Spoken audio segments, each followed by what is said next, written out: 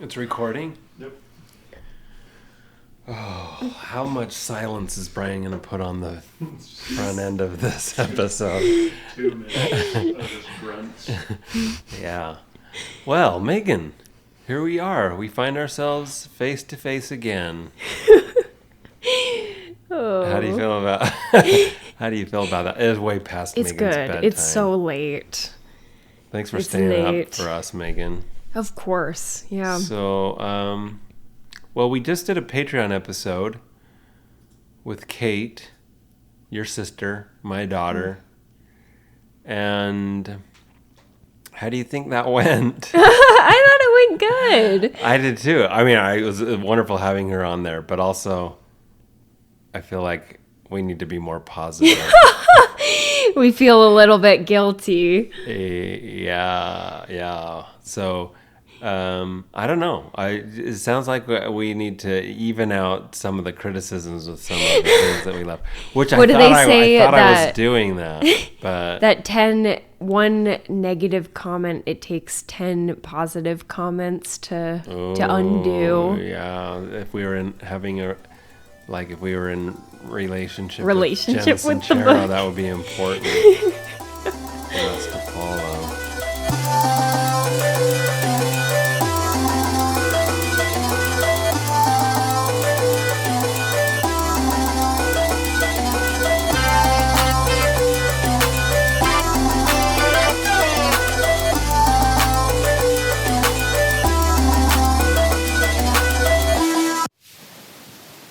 So we're on chapter 11, right? We are on chapter 11. Your brain is your Wait, your biatch. Oh, yeah. He refuses to swear. Is biatch not swearing? How about No, it is. bish? How about Is bish? what? Your You brain. think biatch is swearing? I think it is. We should put that as the question on the story. Is biatch swearing? Yes or no? It's going to be explicit. Megan, you could do that on your account. You won't post that on your account. Have you ever done He's so like on you his ever- high horse of not swearing. No, I'm on my high horse of doing posts about the podcast. I know. I'm sorry. I've been and so I bad at review them posting. all. I know. I don't know. To be honest, I don't know how you do it because I feel like I know. I'm sorry. I just No, it's okay. I just wanted to make you feel guilty for a second.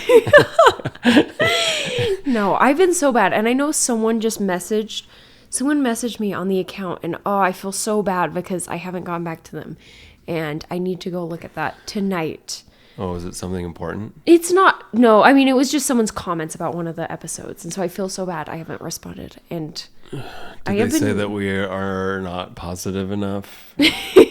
No, it was someone was saying, oh crap, no, I can't remember what it was. It was something about religion, but it looked really interesting. So I'll have to look Okay, at that once we'll we're have done to recording circle this. back. Yeah.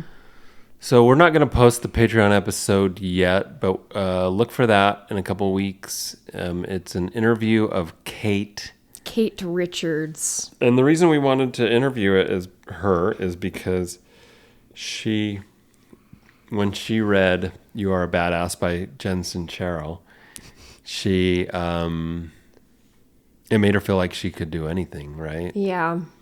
And so I wanted to get her take and her state of mind on the book now, in retrospect, and also our podcast. Yeah. Like, are we messing up her feelings of, feeling like she can take control of her life in Yeah. those ways?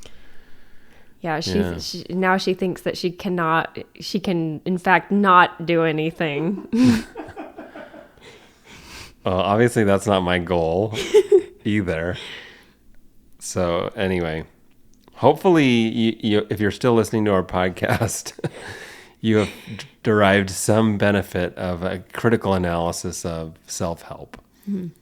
Because that's our goal is to be helpful, obviously. It's not to Yeah. crush anybody's newfound enthusiasm for their goals or anything. I'm wondering if we should get more religious with these books. What do you mean? Like start a religion? No. No, but like view it through a religious lens? No, like the books themselves should be more religious. Like we review an actual scriptural text, or like popular religion, contemporary religion books and maybe stuff? It's just because I'm thinking about today we were talking about like break off groups from the Mormon church, and today it's just been on the brain. Yeah, or maybe it was yesterday. Oh, when we were talking about the new groups that are challenging the idea that Joseph Smith practiced polygamy. Yeah. Well, we could talk a lot more about religion. I think one of the reasons I wanted to do this podcast is to talk to you on the periphery of religion and metaphysics and how we accomplish things in our life without directly addressing religion. That makes sense, yeah. I just feel like we could really like go in on that in like a negative way. Okay. So, and that's what you want to do? I don't know if it would be more like, I don't know, productive, or not like productive, but like like if we're making people feel negative feelings about a text. You want them to feel negatively about religion? Not necessarily, but maybe like maybe ideas I agree or I disagree with in religion. Or you want them to take a more critical view? Yeah. Is that what you're saying? Yeah, I don't want people to feel negatively about religion. I think I could agree with taking a critical view. The thing is, there's so many critical podcasts about religion out there right now. I just don't feel like it's maybe not the best. Vibe. I don't want people to clarify. I don't want people to think negatively about religion. But maybe it's just because I've been thinking about this idea about people thinking that Joseph Smith only had one wife. I don't know. You want them you want to counter some of those. It would just be interesting to be critical of that. Oh, well, I can point you to lots of discussions that are happening around that. We'll talk about that in private. I just don't feel like I want to be in charge of having that discussion. That's okay. I prefer to observe. And Yeah. I do just like we're doing here, I might sound negative. I wouldn't want somebody to feel like I'm negative on religion or faith. But I also think there's a lot of value in critically analyzing. Yeah. The metaphysics of success, or just ideas around that, and religion. So, a lot of my artwork does sort of hopefully challenge the status quo a little bit, even if it's in gentle ways. So James Christensen, I believe, I hope I'm not making this up, once said that he likes his art to lead people, but gently. And so that's kind of what I've been trying to do with my art as well. And maybe I should be more gentle in podcasting. How's it going over there, Maegan? Good. Sorry. I just feel like I need to clear my throat. Okay. I thought maybe you were I was collapsing sad. or something out of exhaustion. Okay, so your brain is your... Yeah. Your brain is your bitch. Okay, that's the name of the chapter. And this basically chapter is about think and grow rich, right? It's your brain is your tool to create the world around you that you want to create. Yeah. Any initial thoughts about this chapter from you? Yeah, let's see. I'm trying to remember. I know once you start saying things, I'll remember more about the chapter. Okay, but I've only underlined the negative things that I disagree Oh, with. no. Just kidding. No, I mean, I think that in general, I love this principle that we can use our brains to create a life around us and to make the Yeah. world a better place. And that it starts with the seed is an idea, right? And then you nourish that idea and it grows. Yeah. I think those are wonderful principles, and really, what a lot of books are about. Yeah.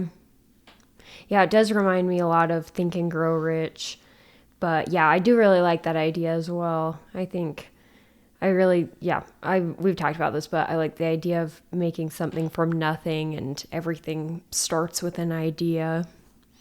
Now, if we were to take a religious take on that, we would say, do you believe in creation ex nihilo, which means out of nothing? Or like a more LDS take is that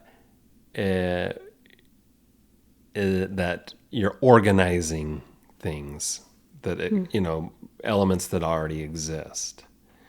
So some people believe that the universe was created ex nihilo, or out of nothing. Others, I think an LDS approach is more like all of these elements existed and then they were just organized.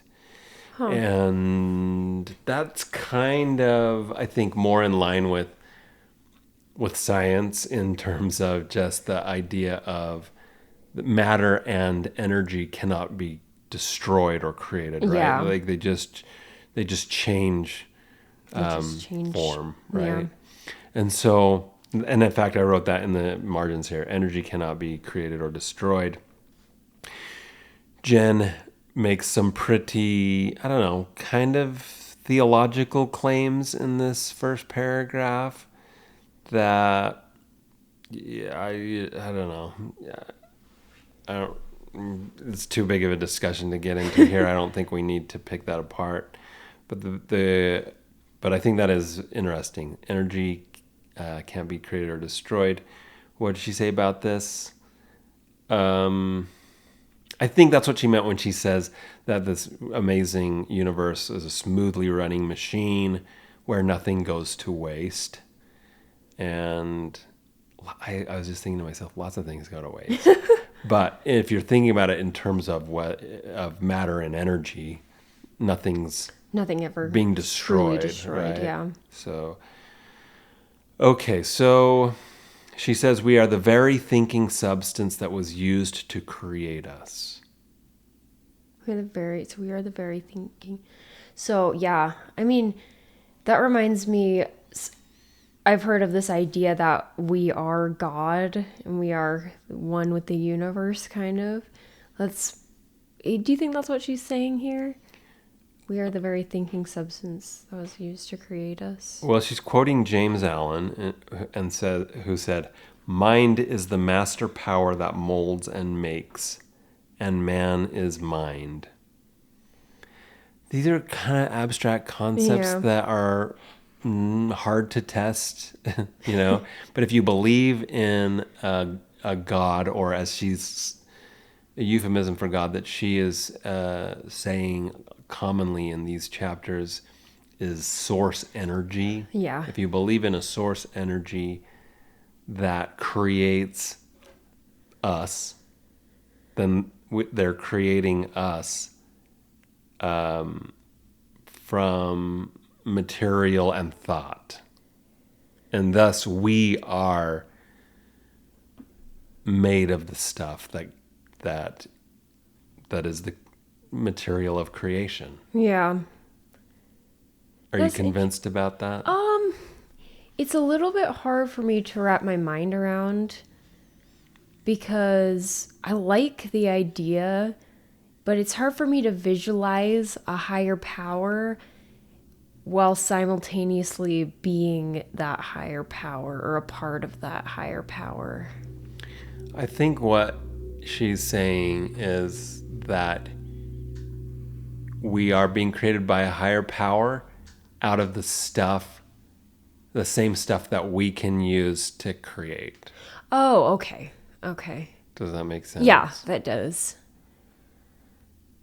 That's what I got out of it. Okay. Correct me if you have other ideas, anybody out there that can clarify. But it is so abstract and very hard to test or verify. And so it's easy to write that when you don't have to prove it. But maybe it's a helpful conceptualization of how we move and live in this universe. Okay, so here is something she writes. To think what you want to think is to think the truth, regardless of appearances. To think what you want to think is to think the truth, regardless of appearances. This could be dangerous, depending on who you tell it to.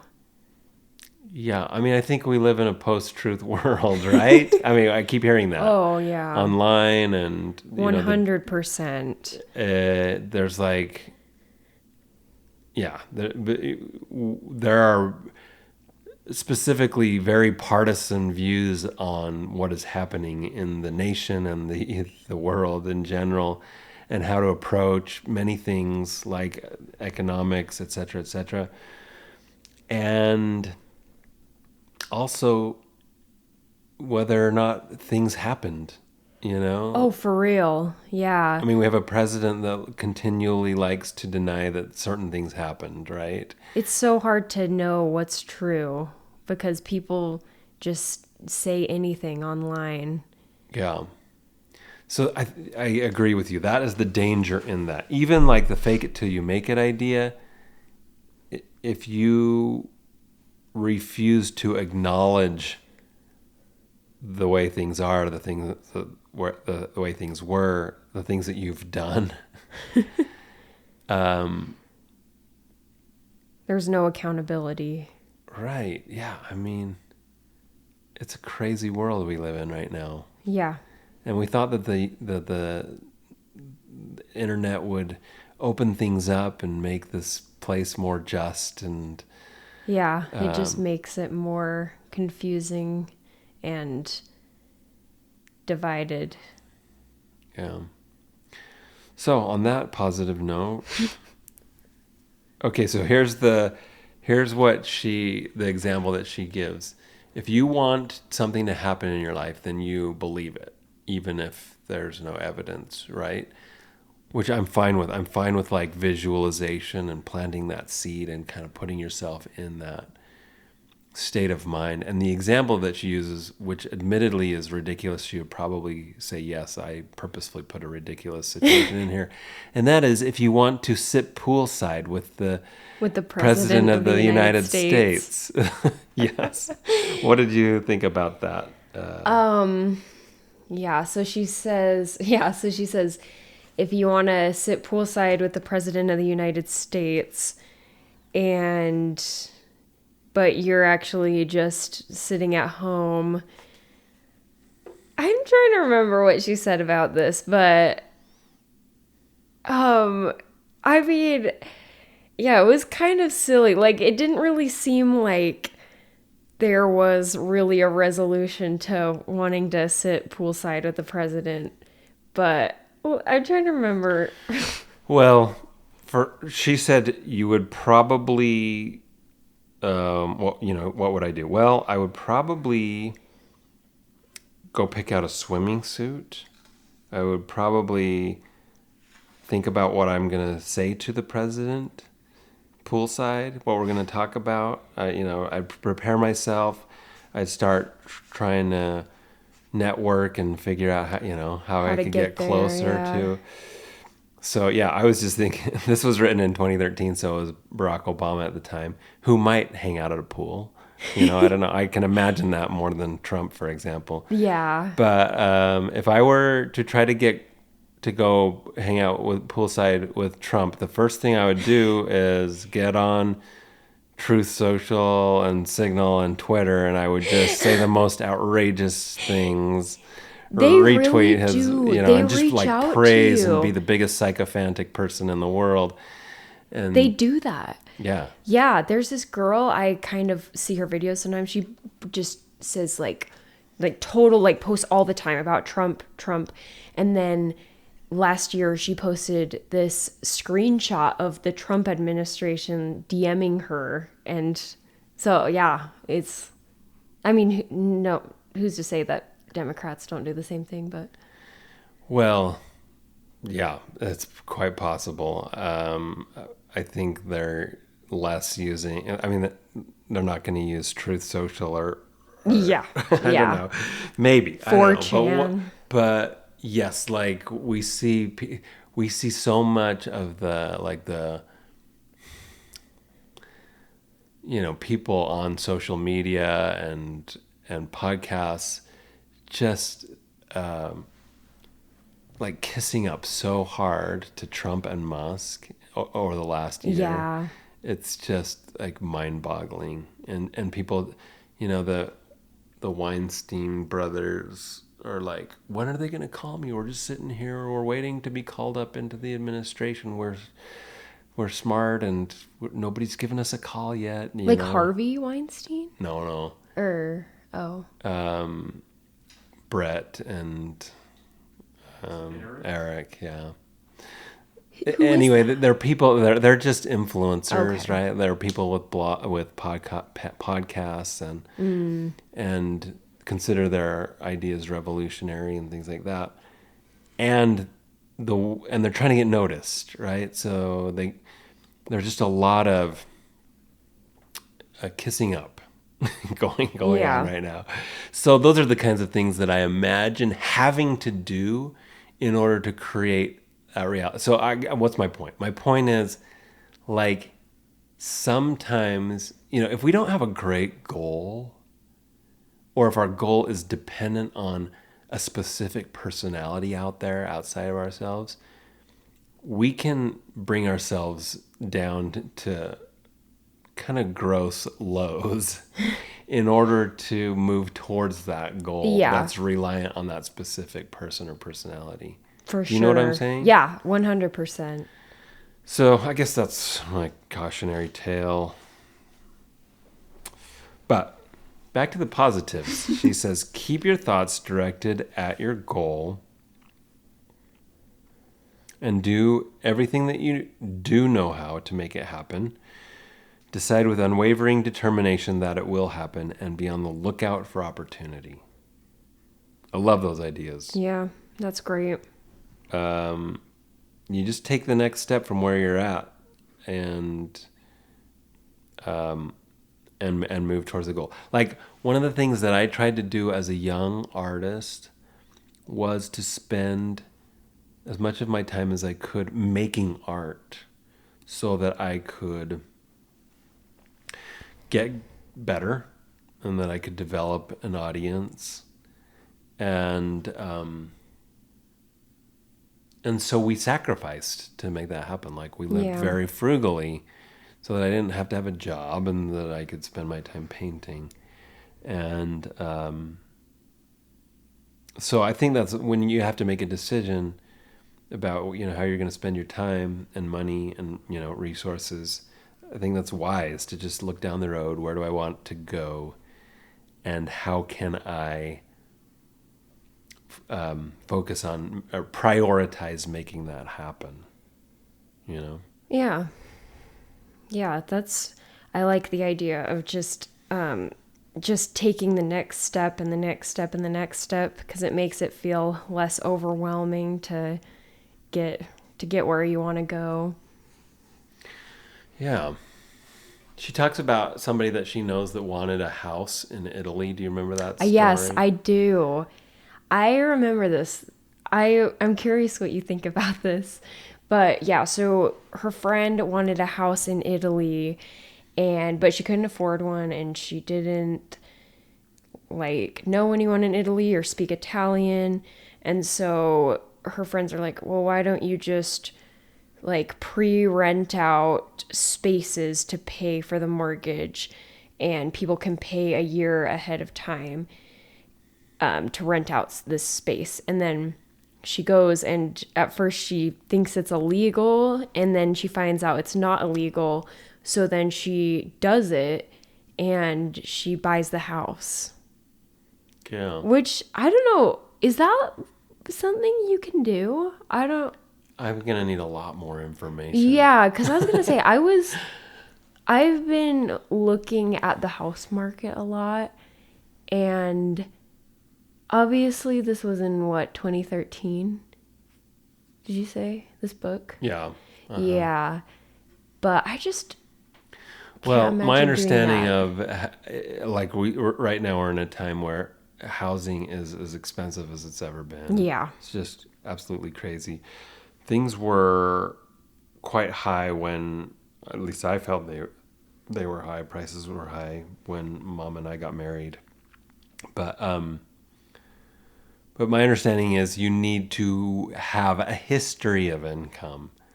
So you would need to have shown rents in that home for a while in order for that income to go towards approval for the loan, you know. Yeah. But, you know, we tried to do creative things when we were trying to get a house. So first of all, my parents moved, and we were trying to figure out a way that we could buy my parents' house. Yeah. And when my parents moved into that house, actually my grandma had bought it. She passed away the year my parents got married. Oh, wow. That's really sad. Yeah. I didn't know that. And so they lived in the basement apartment for a while and rented out the top, which made the mortgage easier to pay, right? Yeah. And then they moved upstairs eventually when they grew out of, you know, when their family was too big for the basement, and raised their family there. But also in the earlier years of the family, they rented out the basement apartment to college students. And so they did that for several years. Okay, so then it gets to this time when Mom and I are trying to move in there. We want to do the same thing, right? Yeah. But there's a movement in the neighborhood to make it, to limit the number of people that you can rent to, and also to make sure that, make it so that you have to have a business license and that your apartment's registered and all this stuff at the city, which had not been the situation previously. So we were in the neighborhood at that time when this was all kind of bubbling up, because the neighborhood is trying to preserve the feeling of, you know, they didn't want a bunch of people coming in and buying houses and renting them out to a bunch of students and the properties not being taken care of and all of this stuff. So me being a libertarian at the time, I did not register an apartment. I wasn't sure how long we wanted to use it as an apartment. So I guess you could say it was illegal. Oh. You know, Yikes. so we lived there a little bit. We moved to Tennessee. We rented out both spaces for a little bit, and then we came back and lived in the and moved in upstairs. And then eventually stopped renting out the basement apartment. So how do I feel about this? I'm a little bit less of a libertarian in some ways now than I was back then. I do kind of feel like you should be able to rent out part of your house without getting a business license. Yeah. But also I do see that those efforts to create zoning laws, which were so maddening to me at the time, have helped probably preserve the neighborhood some. So I have mixed feelings about that. If I were to go back and do things again, I would try to make sure that everything was legal. If they were going to pass laws around that, I would try to, obey those laws. Yeah. I have to pee so badly. Seriously. Can we cut this out? Can we cut that out? Do you think Brian's going to cut that out? He leaves it. Sorry. No problem. Okay, thank you so much.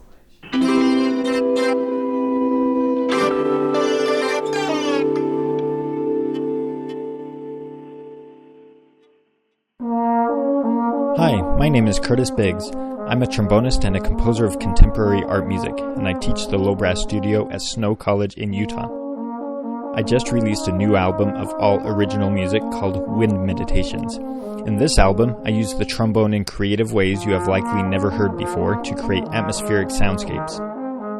You'll hear me divert the air out of an attached tube instead of the bell to create haunting, distant melodies. I play the bell section of the trombone without the slide attached to create the T-horn, sounding something like a cross between a French horn and euphonium. I use multiphonics, singing through the instrument while playing, in combination with the wah-wah mute to make a sound reminiscent of overtone singing.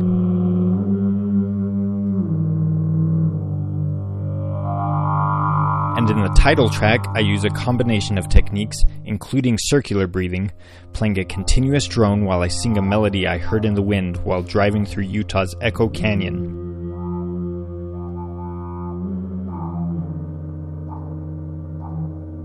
Wind Meditations by Curtis Biggs is available on all streaming and download platforms, and is also available for download at curtistrombone.com. You can read more about all these pieces and find links to the album on my website as well. That's curtistrombone.com.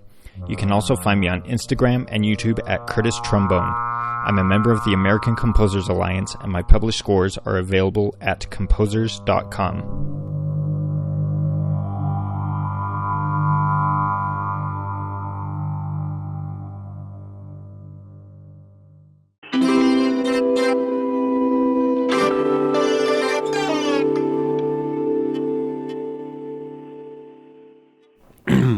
Maegan. Any thoughts about that? So are you saying that you think what she did was illegal in some capacity? Oh, I don't know anything about Italian law. Yeah. I think if you're going to, oftentimes there are lots of regulations about, like, you have to have a certain amount of money. You have to get like an endorsement from a city official and stuff in order. Interesting. I don't know if that's like moving to live there, like if that's your primary residence, or if it's just property ownership. So I really don't know enough to say one way or another. Yeah. Yeah, I remember when I heard this, I was just like, holy cow, like, why am I not doing that right now? Like buying a house somewhere and just having people rent it. Well, but obviously I think how the market is right now, I don't think I could do that and fully have the mortgage covered. I mean, I think it's worth thinking about. I think it's worth thinking about being creative and trying to get into a house. For sure. And one of the ways is somebody described to me, well, I think it was a cousin at the family reunion, said that their friend lived in a tiny house on the property. Oh, yeah. And rented out the house. So that's that just so kind of got them into a house, owning a house. Yeah. That's so interesting. Again, like some cities may have regulations around that. And there are different interests at work, right? Like, so sometimes you could get shown a house by a realtor whose interested is to sell you the house, and they're supposed to disclose all of the limitations around the use, right? But they might not bring up whether or not you can have an accessory apartment, or how hard it is to convert an accessory apartment, all that stuff. So all that to say, like, I think it's worth being creative, trying to get into a house, and being thoroughly doing your homework so that you can assess any risks that you might be up against when you're doing it. Yeah, for sure. So yes, there's a lot to this story that we don't know about. Yeah, there's a lot of information we don't know. Yeah.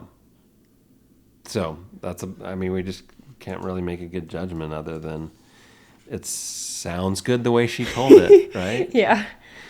Okay, so some of the ways that she says you can think about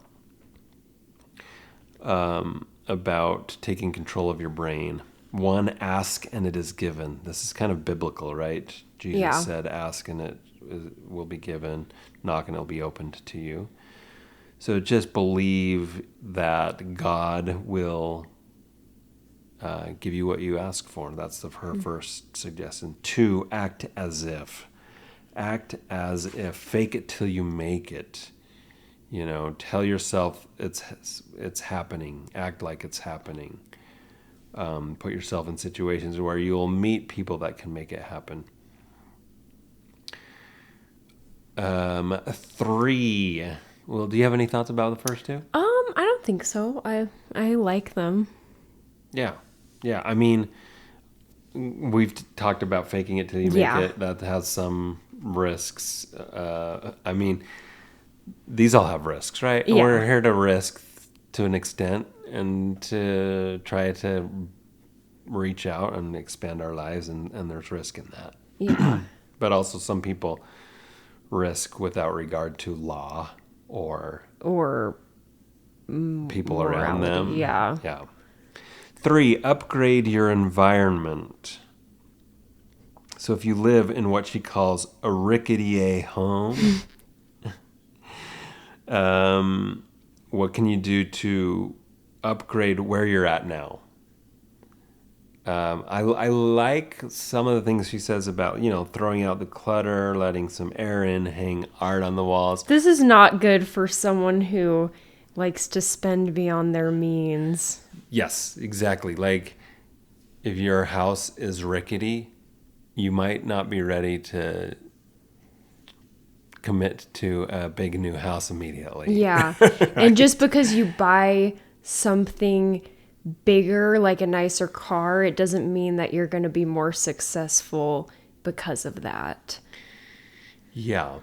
Which is something I kind of fall into sometimes, because sometimes I'm like, oh, if I just have this thing, then I'll like succeed, or I'll be beautiful or something. Yeah. I mean, so you have to weigh that against also like the confidence and the... That's true. Yeah. Sometimes like not fixing something because you're saving money can make you feel poor, or can make you feel like can make you less confident in approaching life. Yeah. Right? That's very like if true. you're always wearing the same pair of shoes that are falling apart, or like right now, I'm in a car with a broken windshield and sun Visor, what do you call that? The sun window. The flap. No, just the flap. The visor. So that's broken, and it's either down to my side or it's down in front. Oh no! Right. So, like, I should probably just pony up the money and get those fixed and feel better about my life. But right now, I'm trying to save, and so these both of those things have been broken for a while. Yeah. And it's starting to affect my my attitude. So in a situation like that, I mean, clearly, like, I could afford it. Yeah. But I also think, like, if we can get our house paid off, that'd be really cool. Yeah. So I think it's okay to make those decisions, and sometimes the decision is, make your environment a little bit better. Yeah. I agree with that too. I think just since I tend to be more on the side of buying things, I've been trying to bring myself back to the other side of really being critical about, is it worth buying this? Is it worth it, or should I save that money instead or put it towards something else? Yeah, that's great. I mean, you're thinking about graduate school, right? Working towards graduate school. Mm-hmm. Maybe saving for a house someday. One day. So, I think it's good to prioritize in that way. Yeah. Good job. Thank you. All right, number 4 is to make a vision board. Do you have a vision board? I have like a Pinterest board that's a vision board that I just have images, but I've actually been meaning to make a physical vision board for the longest time. I keep just forgetting, but I always look on Pinterest like at all of my images. I have a board. How often do you go to Pinterest? It used to be all the time, like, but these past few weeks I've just been really busy, so I haven't as much. But usually, like, I mean, at the beginning of the year, I was like, 2025 is gonna be my year, and I would just like always like look at like these images of like what I wanted my life to look like, and it doesn't look like that, but that's okay because there's always more years. Yeah, I mean, sometimes it just takes longer, right? Yeah. Mm-hmm. Some things take longer and we don't know how long they'll take. Yeah, for sure. But also, I think the value I think of this is that many times we are visual. Many of us are. Wouldn't say everybody is, but for some of us, just like seeing the thing Yeah. is helpful. Now, she says it's freaky how some of her friends have gotten exactly what they put on their vision board. And this is when we get into I the don't fake know. stories. What fake stories? Just kidding. Maybe not fake. Oh, well, I Or- think yeah, I don't know. I mean, they're to assume that we're going to have a freaky experience of getting exactly what's on there might be taking it a step too far. But to work for a goal and to have the image and then to attain that goal and have it be exactly what you had on your image board, I mean, that's cool. Yeah, it is cool. I like that. Yeah. Kate, I'm saying something positive. This one goes out to Kate. This one's for Kate. Okay, so 5, surround yourself with people who think the way you want to think. What do you think about that? I think that's a good idea to surround yourself with people who have high goals. So she says that think the way you want to think. Is that what she says? Yes. Yeah, I think that's a good idea. It's also, I think it's valuable to surround yourself with lots of different people who have different perspectives to learn from those types of people. So maybe not necessarily like all the same people. So do you think you should drop your friends who are not ambitious? No. Oh, no. I actually like, I think about this all the time. I don't think that being not ambitious is a bad thing at all. And I don't think you should drop your friends who aren't ambitious. Okay. I don't. So it's enough for you to have some friends that expand your thinking about achievement, and you can keep your old friends. Yeah, 100%. I think that's very elitist to say you're only going to be friends with people who are high achievers.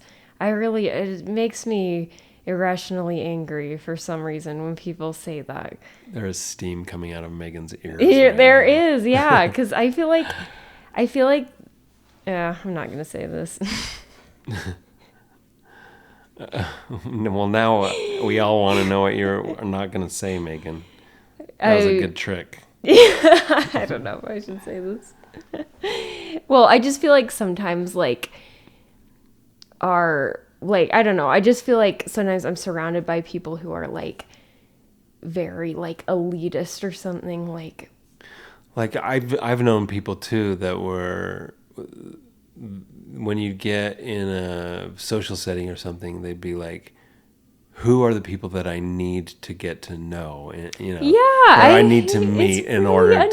to Or they're only advance my friends, career or yeah, whatever. or they're only friends with people who like boost who they benefit from or makes them Yeah. look good. I hate that. It's so annoying. Yeah. Like that's really one of my least favorite things because it's just so ungenuine. Like, can you imagine being that friend? What if you lose everything? Then they're just not going to be your friend anymore because they only care about what you have to benefit them.